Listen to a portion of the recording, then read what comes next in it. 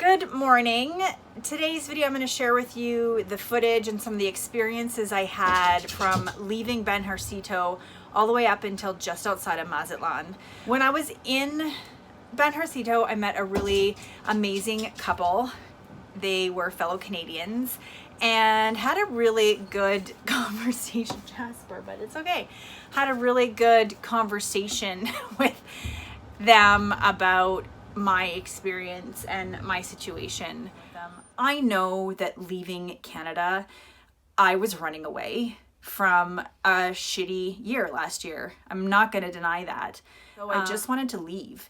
And a huge part of this, I know, is me being an independent, strong woman and wanting to do this on my own. And part of my metaphorical road trip, I guess, like the journey that I'm on and the reason for leaving is I think I need to swallow my pride and ask for help. This is really hard and I wasn't expecting it. And I asked them if I could caravan with them. And if you're not familiar with it, caravanning basically means you're traveling with other people.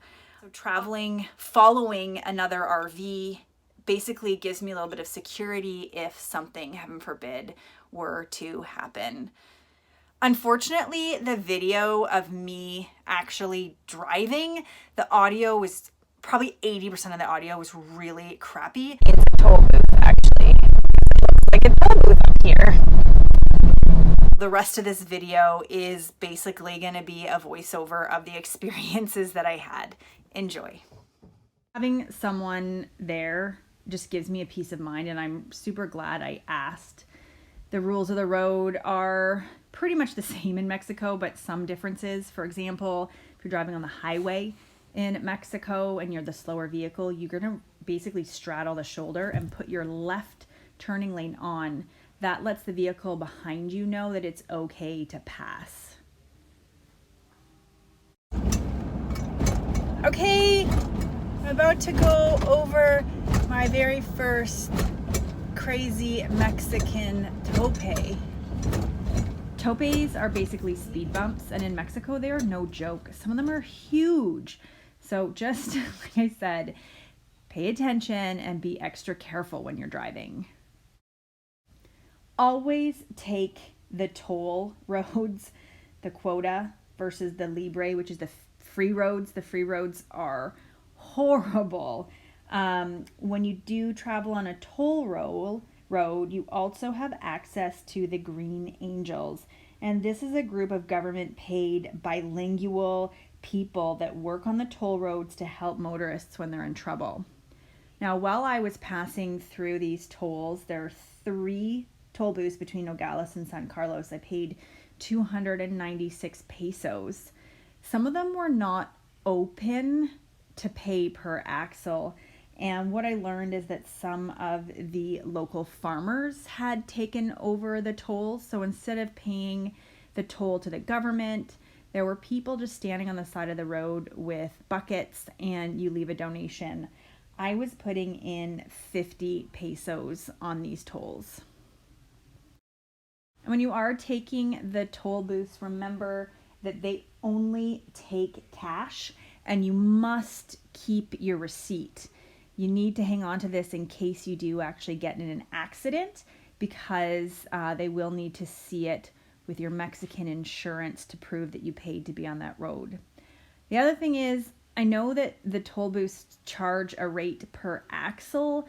The weird thing is that this didn't seem to be consistent from booth to booth.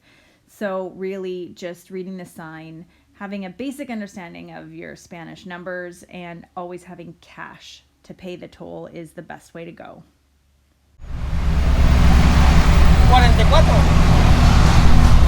44. Gracias.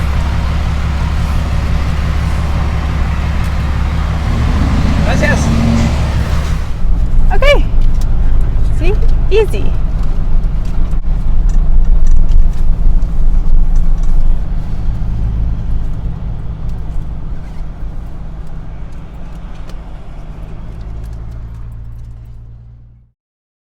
I drove about 400 kilometers today, and on these roads, through Santa Ana and Hermosillo, going slow, like probably going between 80 and 100 kilometers an hour, because the roads really are not that great.